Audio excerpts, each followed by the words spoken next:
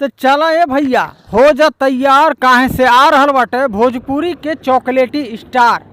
हाँ भैया, जब चॉकलेटी स्टार यानी कि अरविंद अकेला उर्फ कल्लू जी और शिल्पी राज के आवाज़ में गाना आ रहल बा भैया और तबाही न मचे भोजपुरी में, तो भैया कौनो फ़ायदा ना है गाना सुनले से।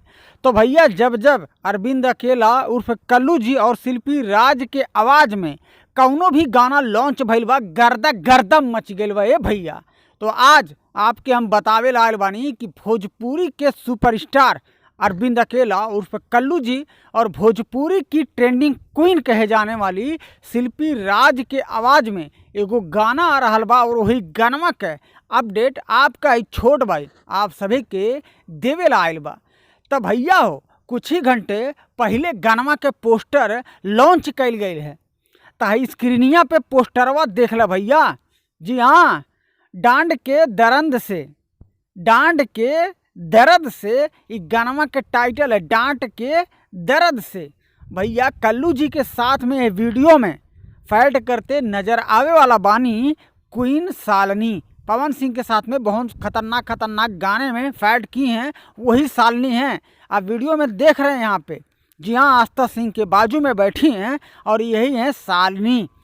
तो भैया एक गानवा के राइटर हैं भैया आशुतोष तिवारी जी और म्यूजिक डायरेक्टर बाटे भैया प्रियांशु सिंह और ये वीडियो के डायरेक्टर बानी विवांशु तिवारी।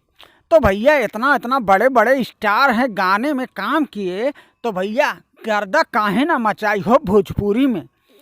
तो भैया हो आप लोग बनल रही बहुत जल्दी, यानी कि गाना के कमिंग सून में रखल गईल बा। तो हो सकला एक दो दिन में गाना के फुल अपडेट आप सभी के मिल जाए हमारे चैनल के माध्यम से।